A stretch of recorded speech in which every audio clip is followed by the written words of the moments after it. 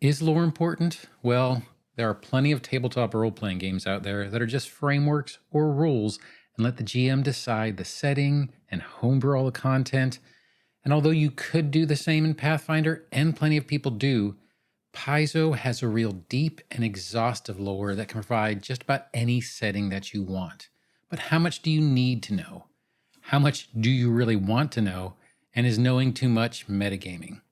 Now, I can't answer all of those questions as it really does depend on the individual player and the game master and their own wants. But what I can do is give my opinion on it. And a little bit of a spoiler, let you guys know where I go to consume all the lore. My name is Don. I'm trying to be the theSlyStrategist, and let's go ahead and get into it. So, do you need to know any lore?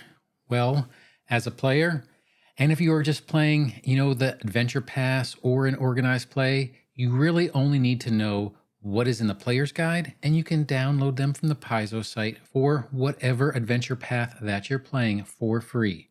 It'll give you a brief rundown of the classes, the backgrounds, the alignments, the ancestries, languages, skills and feats, and so on that would be appropriate for the setting, as well as any pantheons, deities, and a gazetteer for the area to include setting, locations, and non-player characters for what you're going to be doing. Now, I hope I said gazetteer correctly. It might be pronounced totally differently. Truthfully, I'm not even really sure. But it is kind of what you need to know for your specific game. And you should definitely read that before your session 0 as a player. It'll really help the game master out, and it will also help your character creation. Now, knowing the lore can help you create a deeper character and give you more options while you are playing. Take the beginner's box. It does provide its own mini handbook and lore of the city, but if your character grew up in the area or in nearby Absalom, knowing the lore would be like knowing the city you grew up in. You would have seen the celebrations commemorating events, you'd know the rumors about the town, you'd know the rumors and the gossip about the people, and you would know where not to go or where to go just because it is your city or region. It's going to be pretty much the same for a game master. Both the player's guide and the adventure path itself, as well as organized play modules, if that's what you're doing, will have all the information you need to run the campaign as written.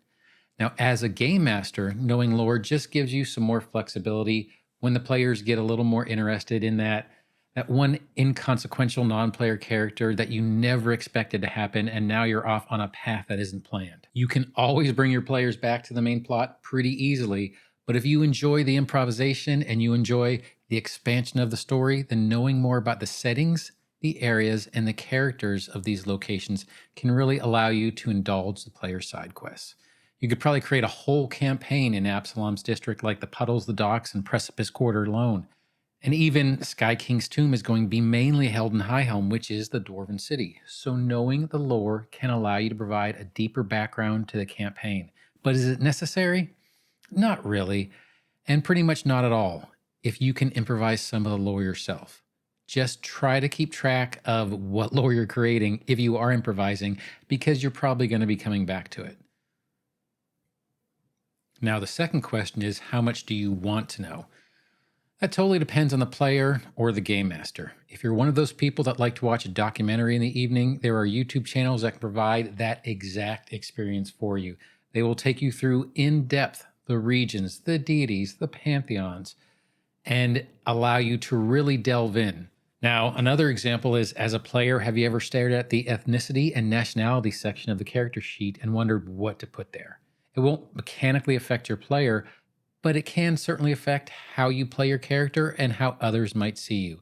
Depending on your ethnicity or nationality, you might seem mysterious to the residents of other regions of Golarion. For example, if you're from Cheliax, the philosophy of diabolism might give non-player characters pause in talking to you, or if you're from Garund, people might ask you questions as little might be known in whatever region you're currently in. If your character is supposed to be a well-traveled adventurer, knowing about some of the lore from the regions you visited can provide some context for what you're going to do.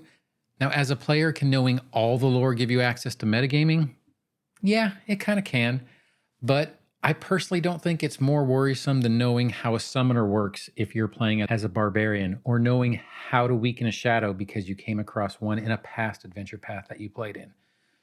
Now, I've already covered this in the prior section for a game master, but just to restate it here, knowing lore just gives you flexibility. Within an official adventure path, when the players go off on a tangent you were not prepared for, or if you want to homebrew a campaign within Golarion, or homebrew some side adventures or additional adventures for your players, it really allows you somewhere to spread your wings and kind of create these things.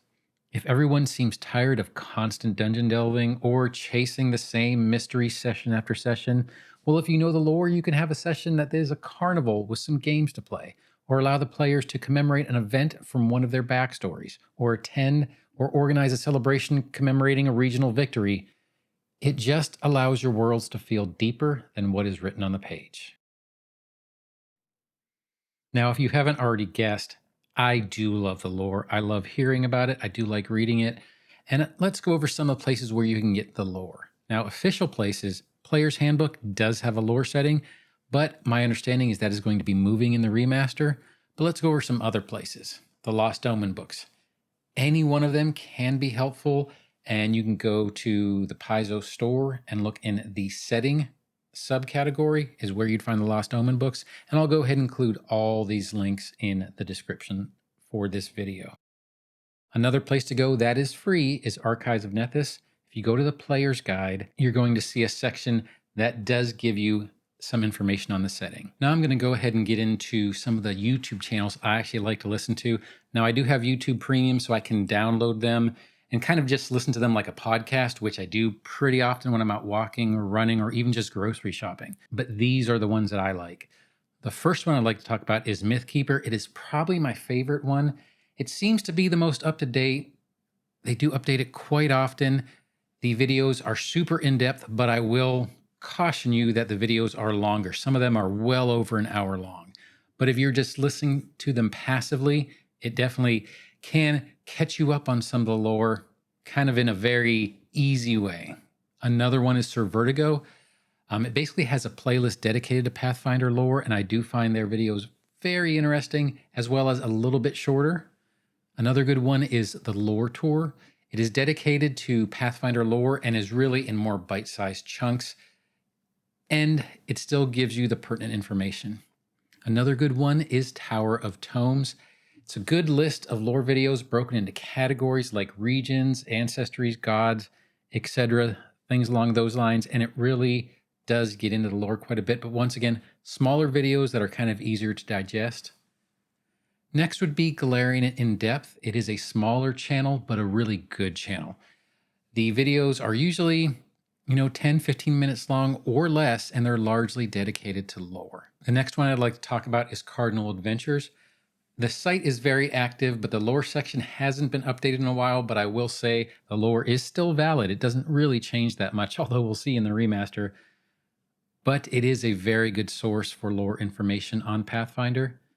And the last YouTube channel I listen to is Venture Captains.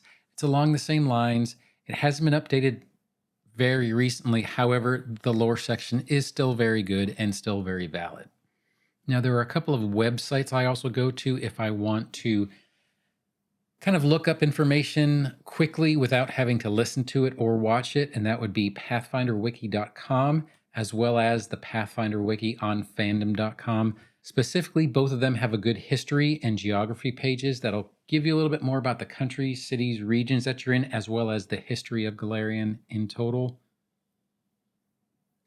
Now, I really do enjoy the lore of Golarion. I do feel it helps me understand the characters better, some of the motivations better, as well as some of the past history better, and it allows me to go a little bit deeper into the game, but you don't need it.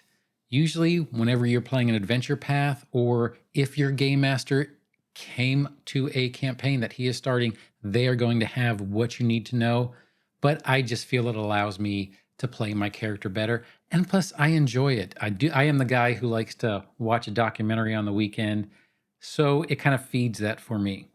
Now, I do hope you enjoyed this video, and if you did, feel free to like, subscribe, or hit that notification bell. But whatever you do, I hope you have a great day and happy adventuring. Thanks.